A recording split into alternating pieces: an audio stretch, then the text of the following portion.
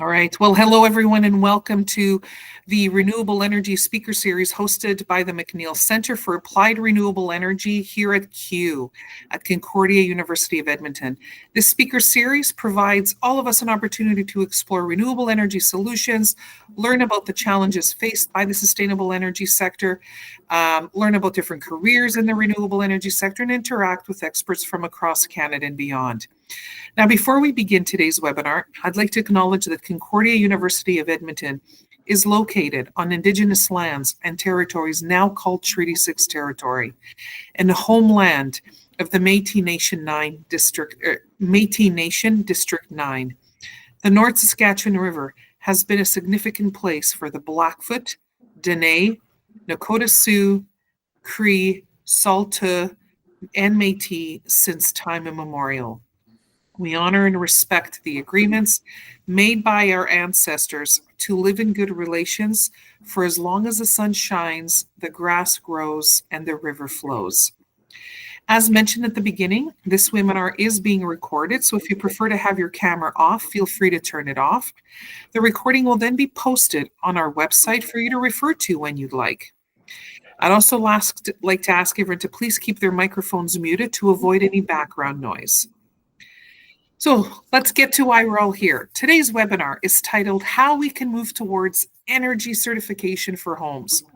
Improving energy efficiency in homes is an important step towards reducing costs, lowering emissions, and creating sustainable communities.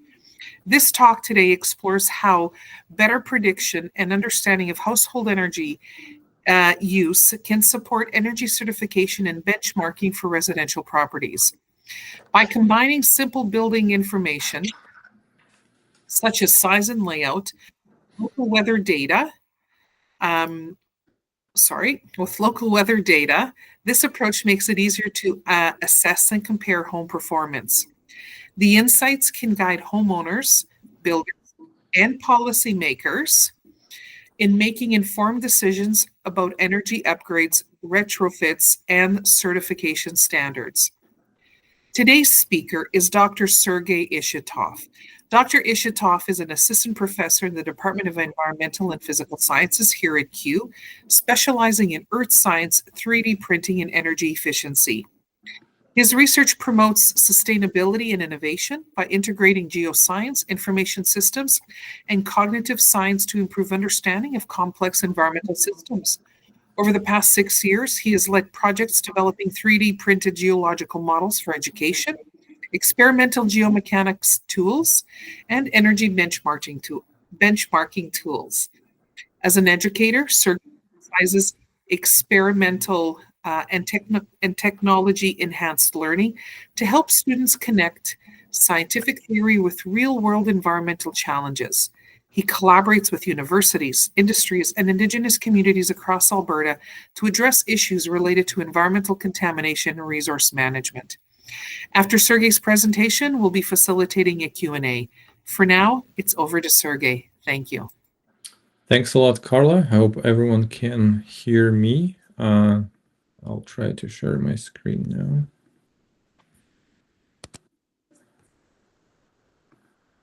now. Okay.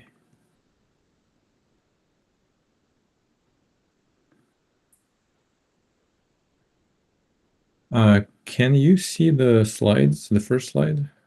No. Okay, interesting. You're showing your entire screen, not the presentation.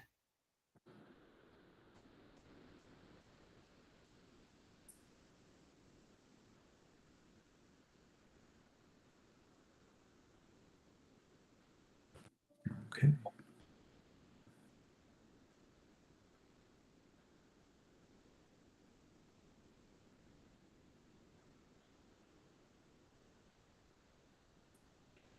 Can you see now? Perfect. Thank you. Okay, great. Thank you very much for this opportunity to present my research here and show the study that we did. So I'm a professor at Concordia University. I'm working with students. So this project, or I should say a series of projects in the last couple of years, led to the results that we got. But of course, I have to put the emphasis on the importance of student research and how at Concordia we are engaging students from various disciplines to participate and advance their knowledge and help us also advance our knowledge for the community, economy, and the environment. If we look back into the topic certification, benchmarking, energy efficiency, maybe a lot of you heard these terms before, especially if you are attending the McNeil series. And the gist of the trends, how we can improve the use of energy is multi-model. So we can look at different types of the buildings, such as residential areas, commercial areas, industrial areas. Of course, all of them have different chunks of the emissions portions in the total portfolio of the greenhouse gases emissions in Canada and worldwide. But what we have in terms of statistics, the Canada Green Building Strategy shows us that about 13% of all of the CO2 emissions in Canada are coming from the buildings, all kinds of buildings. Then if you look at the breakdown of this figure, so it's coming from the 18% of the total greenhouse gas emissions in Canada related to buildings, and the 13% portion are from the direct emissions. So this is due to the operation, as buildings need lighting, ventilation, heating, and cooling.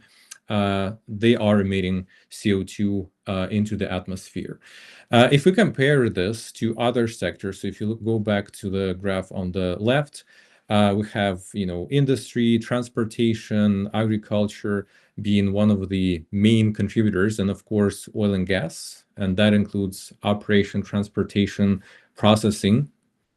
And then we have some other chunks such as electricity, waste, and other areas. So buildings make a good portion of our emissions. It's not something that's tragic and it's expected, but still there are ways how we can improve on that and minimize the emissions or make our houses, our buildings more energy efficient. So the goals and current knowledge gaps and the operational gaps that exist in this topic come from technology, innovation, policy, initiatives from the industry, research institutions, and the government. So of course, the goal for any energy efficient project is to reduce the cost of the materials or operations, while also trying to lower the emissions. And with that, maybe it is possible to create sustainable communities that can rely on more than one source of energy or rely on multiple sources that can complement each other in a way that if there's something is happening with one source, they can still use the other sources available. The current gap that exists in this topic is if we're looking at how houses are being built, so there's a certain amount of certification and permits that are given, usually by the municipal government, by the city, to get the right layout, the right blueprint, and the design and the architecture together, so that the house can sit at the location or at the lot where it is being constructed. There is certification for electricity, HVAC systems and other terms. But if we look into the energy audits, they're usually done on site. So an inspector or energy auditor should come, make all the checks, do the tests, and then provide a report if something is wrong or everything is looking correct. This can take some time. This can be very expensive, and this can be very slow. And when with our current rush with building more houses, because the demand has been high for a number of years, that's where we see the delay. In terms of solutions, of course, there are solutions that are being proposed, and some of them are being implemented in Canada and Alberta and other provinces in Canada. One of this, and this is what we are trying to do at a certain degree here with my students and my colleagues, is to create something like a virtual benchmarking or seeing the measurements of the energy efficiency in the residential buildings that is based on the data-driven models and mechanism. There are very robust software pieces that were developed by the industry and the governments to look at many factors from the buildings, anything from how many rooms are there, what is the size of the building, what kind of HVAC system, if there's any temporal data that can be included there, smart thermostats if they are living in the existing houses. So all of this can be integrated, but there's a lot of data. It's not really user friendly for a person who's not a specialist in this area. And our approach was to try to create a I don't want to say simpler, but more accessible model so that everyday energy user, like any of us, may potentially apply it to identify how much energy they're using and where they can save, depending on the scenarios. In terms of energy benchmarking, so energy benchmarking is a process where we have a blueprint or like a model house, and then we have all the parameters calculated for the energy use for today, and then we can also project into the future. And this is usually done on taking any data available for a particular house. As I mentioned, there are robust pieces of software that exist, such as Energy Plus, Open Studio, and others. They are being used by professionals, so those energy auditors or construction industry and the government specialists are using them.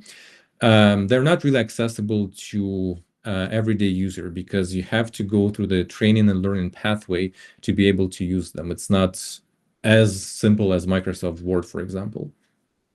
That creates limitations for the homeowners.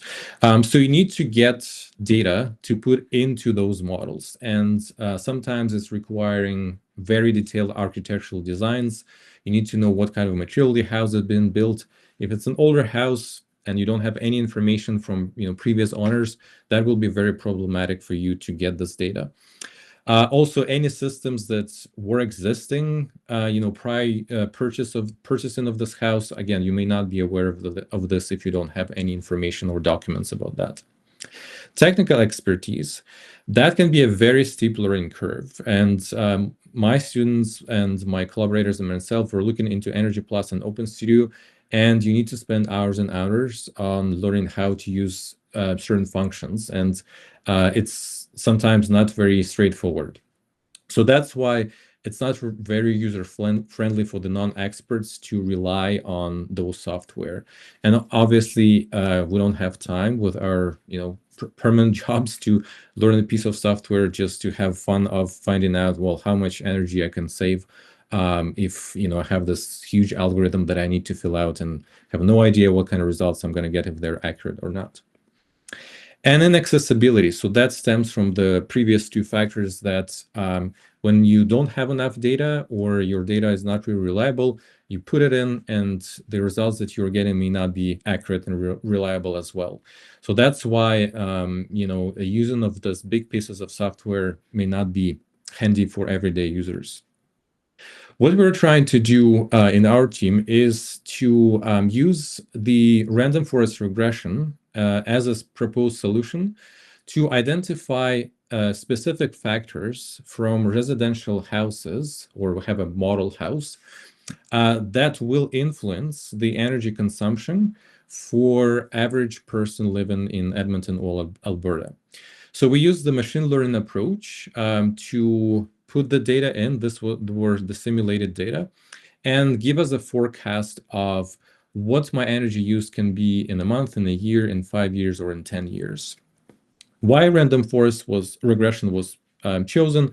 Because it usually combines the predictions from multiple decision trees. So if you look at the diagram on the bottom right, you have the inputs. It can be something like the size of your house, number of rooms, how many people are living there. All of those will be inputs.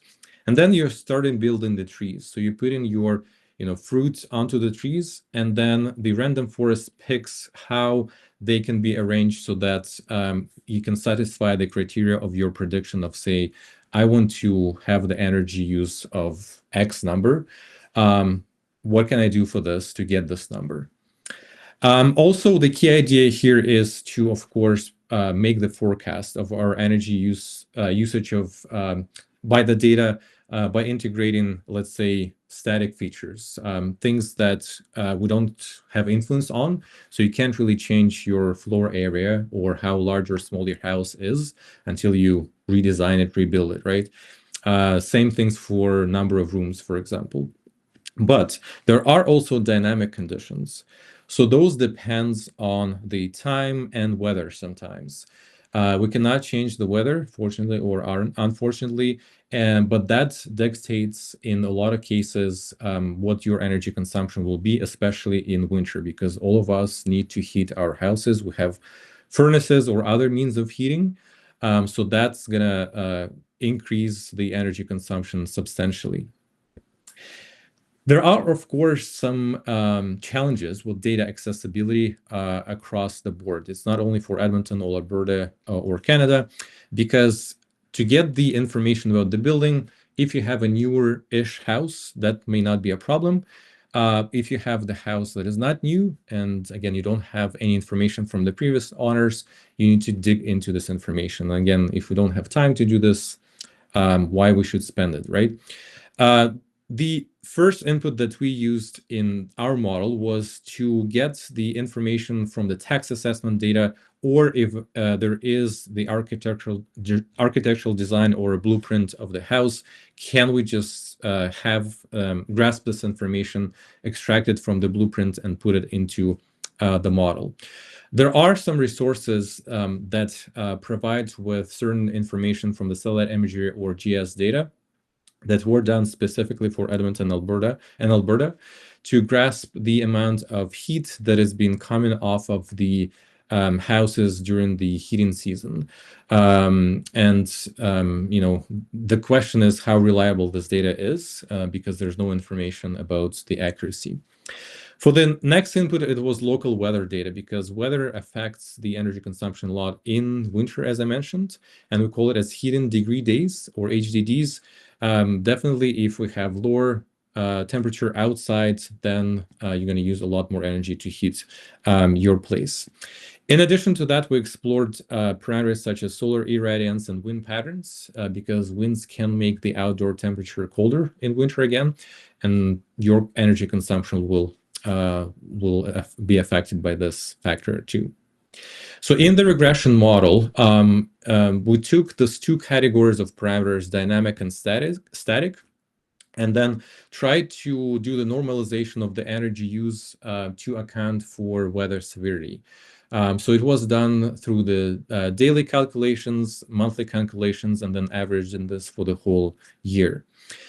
The point that we got to now is the virtual energy score. So we did not develop the scheme because we're looking at other examples. I'm going to show a few examples from Calgary and other places where they introduced the virtual energy scores as an insight or incentive for the energy benchmarking for the construction industry to have the score even before the house has been built.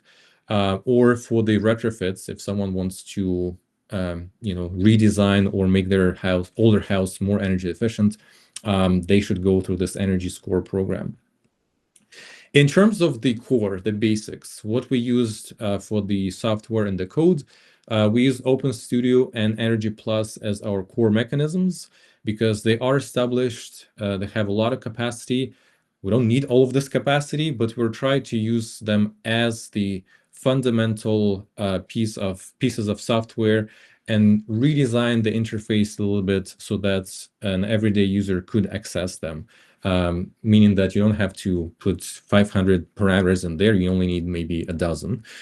Our input data were house properties. So we used 50 files. XML is just the format that has the information about the house. Again, things like house size, a number of floors, number of area that's been heated or cooled, and other parameters.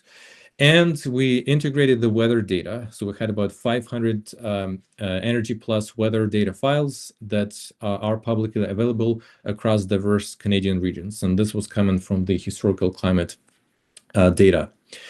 And in the pipeline, so how we simulated this inputs, our students created the Python-based script that tried to integrate this 50 house models with random weather data.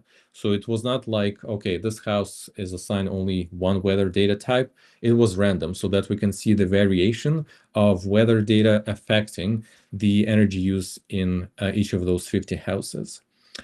And we created the digital twins of those 50 houses so that we vary the number of the parameters there, again, to see the variability of the data and results.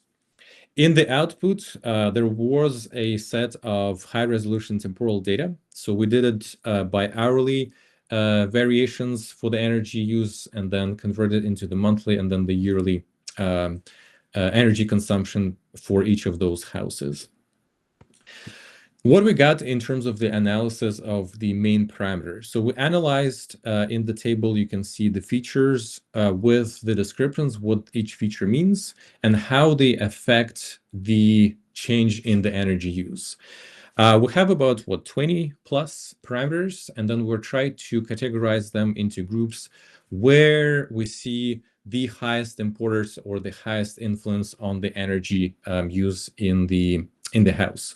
So the first one was the conditional flow area. As you can see, the bar is larger. That means that was the greatest effect on the energy consumption. And it kind of makes sense because the larger your house, the more space it is there, the more energy you need to heat it or cool it in summer. And then we clustered this into 3 categories based on the parameters that had more than 50% influence on the energy consumption, meaning that they will affect your energy a lot more than others. And 2 other clusters represent the least influence on the energy consumption, although they still can affect your energy use in the long term. In terms of the compiling all this information and results together, the students made the web app.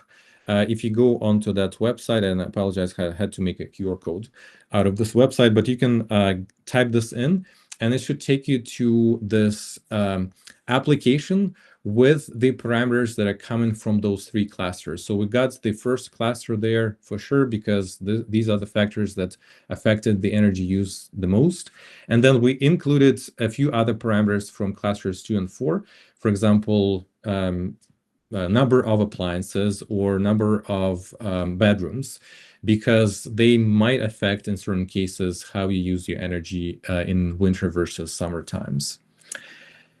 In terms of the model performance, so we tried to simulate this with 50 houses and 500 different weather types, and we got about 2,000 data points that were generated from the simulation of this 50 house energy consumption data set. We had about 557 decision trees, making sure that, again, each weather file will be incorporated with each of the houses and various modifications. And we also did the evaluation metrics to see the accuracy of our model. The coefficient of determination, or R-square, was about 0.982, which means that it's a pretty good accuracy. It's a pretty good correlation between the data sets, like the weather and house data sets. And if you look at the diagram here, there is a blue curve for the training score on the top and the orange curve for cross-validation score. What did they show? They show that when we had the simulation model, and then we trained our simulated data again, over and over again, that is where the accuracy is coming kind of close together, and that is where we can see that as we increase the number of the training size, or we increase the number of the data, such as the number of parameters within each house or the number of houses themselves, this is where we see a lot more accuracy in the model. What are the current initiatives that we're looking at while dealing with the situation with deciding how it can be applied on the governmental level or policy level? Of course, there are developments in terms of implementation of digital twins for the houses. What it gives us is, if we have a digital twin, so this is sort of a digital model of the house where you can do simulation, calculation, machine learning, training, AI nowadays. and analyze the consumption patterns.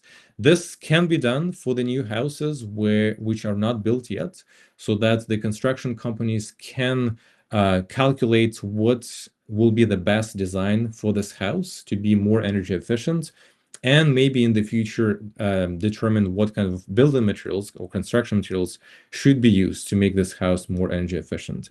It can, of course, reflect on the price, which materials are least expensive, but also can provide the same energy efficiency.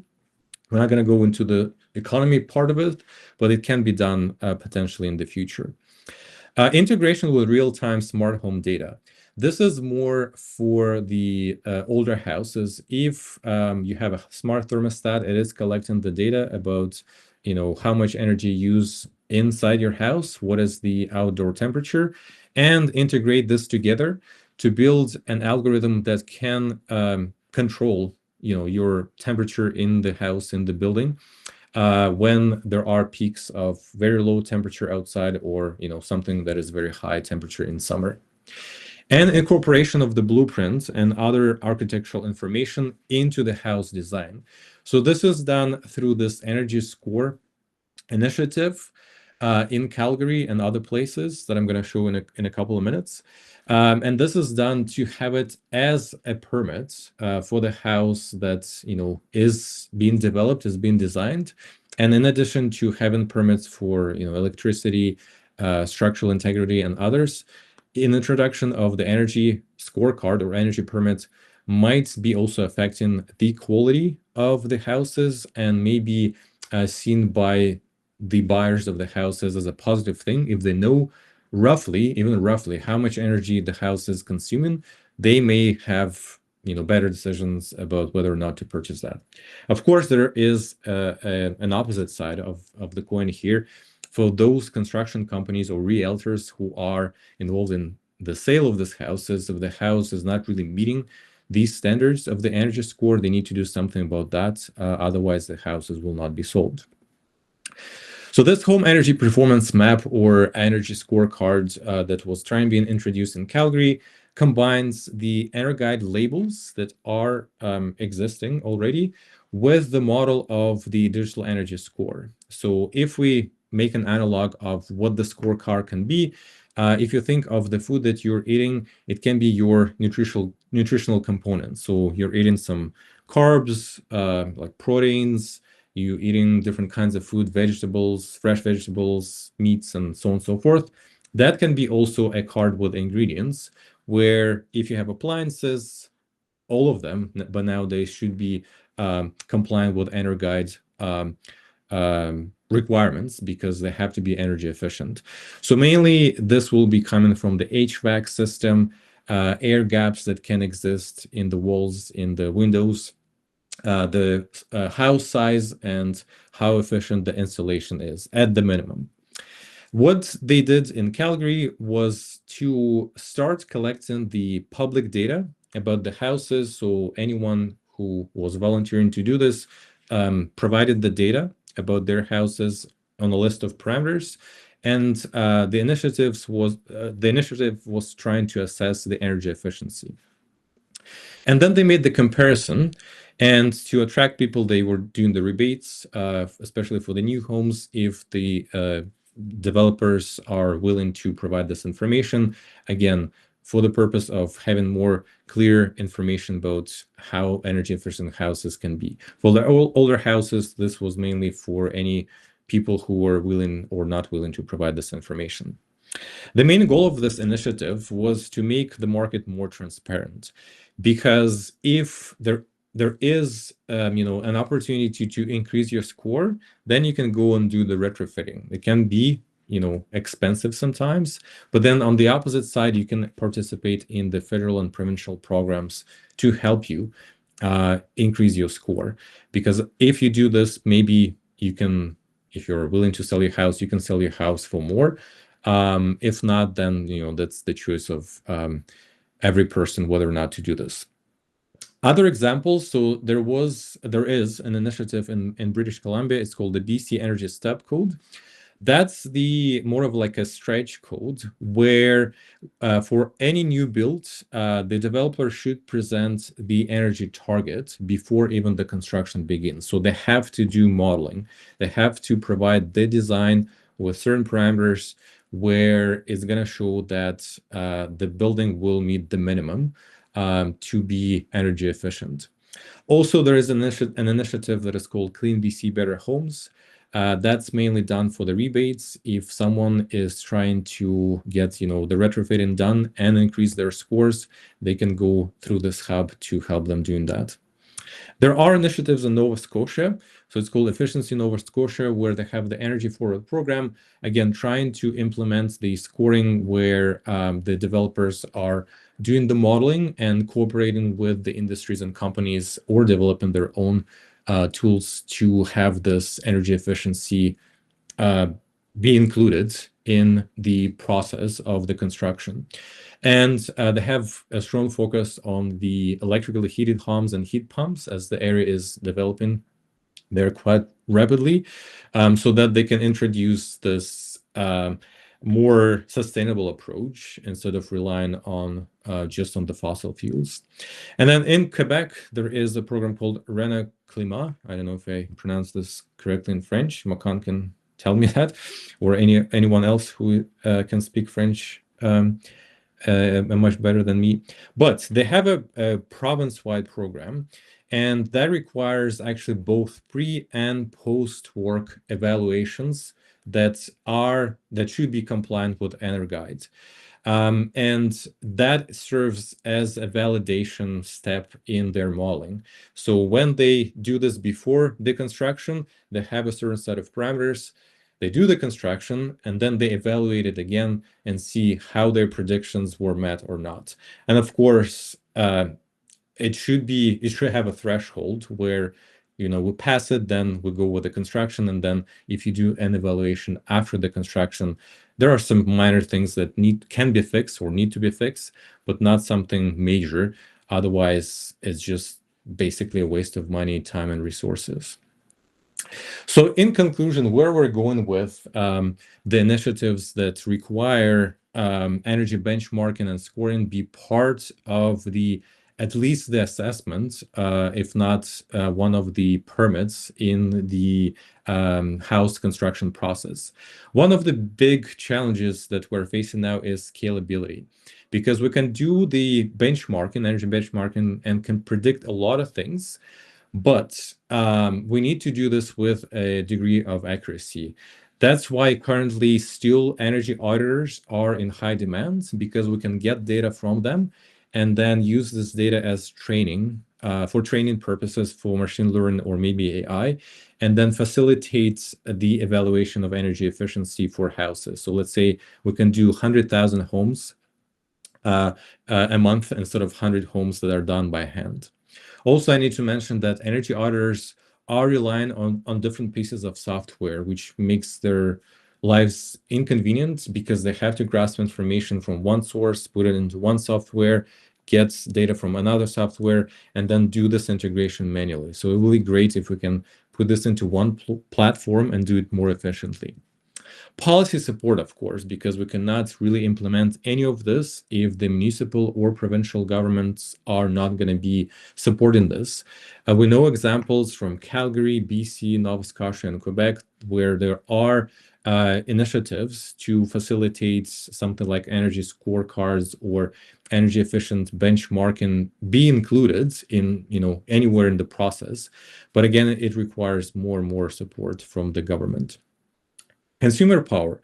Of course, we need to empower buyers, because we need to tell them, well, if you have, a house with energy score being this, what it means in general terms, and if you increase it, what it would mean to you, short term and long term. Maybe short term you will need to invest something, but then in the long term you will get more energy saving.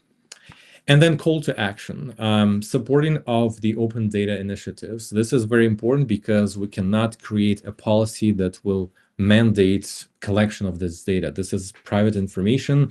We cannot make all of the residents of the city or the province or the whole country provide anyone with the data. Even utility companies cannot do this. There's no policy saying that. But if we can encourage and empower residents to provide the data for rebates or other incentives, and educate the public that, well, you are providing this data for a purpose of also in future receiving the benefits, that may facilitate more and more data for training purposes, and making this development of the initiatives kind of being more accelerated and facilitated than what it is happening at the current pace. And with that, I would like to thank you, and I will be happy to take any questions. And I think I heard something. Thank you so much for that, Sergey. Yes. Thank you so much for that. So at this point, I'll invite folks to either use the raise your hand function to ask a question, or you feel free to use the chat function to chat your question. And you're right, Sergey, there were a couple of questions that came through during your talk. One of them comes from Elizabeth. What was the criteria used to select the 50 homes? Thanks, Elizabeth. So for this 50 homes, files were public data. We took it from the Canadian government website. Honestly, it's a hunt for public data because, again, we can't collect the private data, and this was the most accurate data available for Canada, as we did the QC check on this. It was done now a year ago. Maybe something else appeared on the governmental website, but yeah, that was our rationale. Thank you. And then from Brody, Brody's asking, what were the two software names again that you used? So it was Energy Plus, and I think you were referring to the slide when I was showing this. Open Studio. So Energy Plus and Open Studio. Okay, thank you. Are there any other questions for Sergey at this time? Sergey, while we're waiting for folks to maybe ask their questions, I have one. This is quite remarkable, I think, all the work that you and your team have done. You did address something in your conclusion that I want to ask for your feedback on, the scalability piece. And because you're right, this is fantastic, but how do you scale it and how do you maintain accuracy? And I know you alluded to this in your conclusion, but can you expand a little bit more on where you see your work going from here? Sure. So this also connects with the statement that I made, and I know this because I talked to a number of energy auditors, is if we can develop one integrated piece of software that can help energy auditors to streamline their assessments, even if we cannot fully switch to just relying on the software and the code, but at least starting with helping the energy auditors to streamline their work with one piece of software. I think that's where we can go next in the near future. And then we can start thinking about including machine learning and AI to see how unsupervised software can do the same type of work. But we're a bit far from there. Sorry, I was on mute. That's fair. Yeah. Thank you so much. We do have a comment and a question for you in the chat. One of our attendees is thanking you for sharing the energy consumption predictor tool, and they provide a link. And so the question is, none of the fields have units specified. Could you get that added so I can try out this tool? Oh, absolutely, yes. That's actually work in progress. And in addition to this, we're gonna have a PDF or maybe something more interactive in that window. So it's gonna be it's gonna help you to navigate through what you actually need to put in each of those cells in the app. Yes, it's not complete yet. It's far. Yeah, it's just work in progress. Excellent. Does anyone have any other questions? Please use the raise your hand function.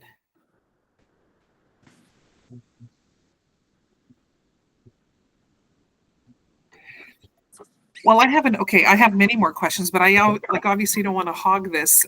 So while others maybe are typing, you mentioned some of the work that's being done in Calgary, and the incentives that are being offered there to support this, and in BC. What more do you think we can do regionally, but also nationally, to move forward towards, well, basically the ideal scenario that you're proposing? It's always a a challenge to make a one line of agreement between provincial and federal guidelines and municipal too. So that's, I think, for every province, for every city. And I think it should still start with municipal government because they have a power to introduce initiatives and rebates and whatnot for all of us. Because federal government is issuing really high stake guidelines, and then provincial government, municipal government should adopt them if they are willing to. But federal government cannot really indict on saying, "Oh, you have to do this." So there are many mandates from the federal government, but it's the question of how the municipal provincial governments are adopting them. So that's not really what is happening now. And there's a lot of debates and discussions, as an example with the city of Calgary.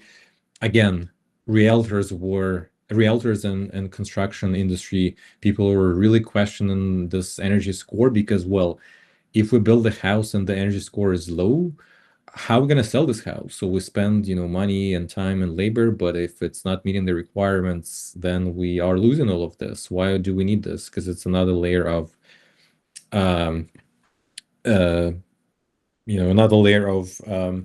ambiguity for them, whether or not they're going to sell this place because they need to do it quickly, right? So yeah, that's complicated. That's fair. That's a good question because it's like there's no solution to this currently. Yeah, $1 million question, I'm sure. Yeah. Elizabeth. Thank you, Dr. Ishitak, for a great presentation.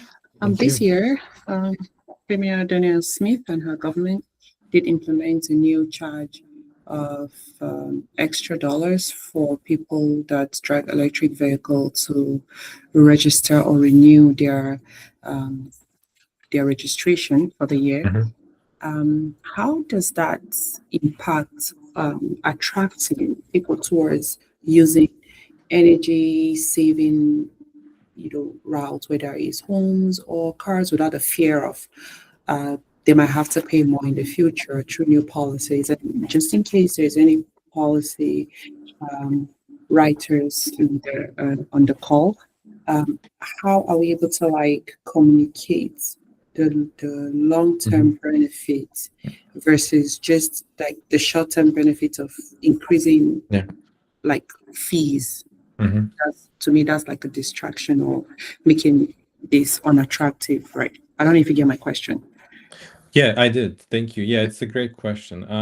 So I think the provincial government introduced this fee for electric cars to offset some of the some of the expenses that they envisioned with electric cars, because electric cars are heavier. So most likely the roads should be repaired even more often now. Even though they don't emit any greenhouse gases, there are some expenditures. Some people support it, some people don't. We had the carbon tax as well, right? That was canceled by the current federal government. I think it's just, again, a matter of making the rationale clear, and communication is key here. Sometimes governments don't really create the documents that are accessible to laymen, or even people who have some knowledge and background in certain topics. Like even I ask my colleagues who are specialists in energy efficiency and energy initiatives, and they don't understand the gist, like what is the rationale in this policy or this initiative. I think that should be done much better, because if any of us can see, okay, step number 1, we do this, then we go to step number 2, step number 3, at the end we get this, as opposed to it's a lengthy text, it's great, but like, what is the main idea here, or main ideas, right? And then if we introduce a fee, you pay it now, but then you should see something happening in a number of years, or long term, or maybe even short term, like where this money is going, what's going to be improved, what's going to be changed, right, for the better part of our energy use. And sometimes it's really not clear. And I think this whole idea with carbon tax is not new. I think it's just was the implementation. We were paying it, and then during the tax return periods, we're getting the money back. So like, why I'm paying this and then I'm getting this money back, and a little portion is staying with the government, but where is this money used, right? I think it's just the problem with communication, and then clear objectives and how they can be implemented is what is missing in all of those areas that are related to energy initiatives. Thank you very much, Sergey. I see someone here in the chat, Erica, says that she's inputting the data about her house right now. She loves tools like this. So thank you for that. Thank you, everyone, for joining us. Just to remind you that we will be taking a break until January. On January 13th, we have Dr. Cassandra Marion. She's a science advisor with the Canadian Aviation and Space Museum at Ingenium. So energy and space exploration. There you go, some cool stuff. Please join me in thanking Dr. Sergey Ishatov. Sergey, that was wonderful. Thank you so much. And yeah, take care, everybody, and happy holidays to everyone. Thank you. Thank you very much. Yes, happy holidays. Bye.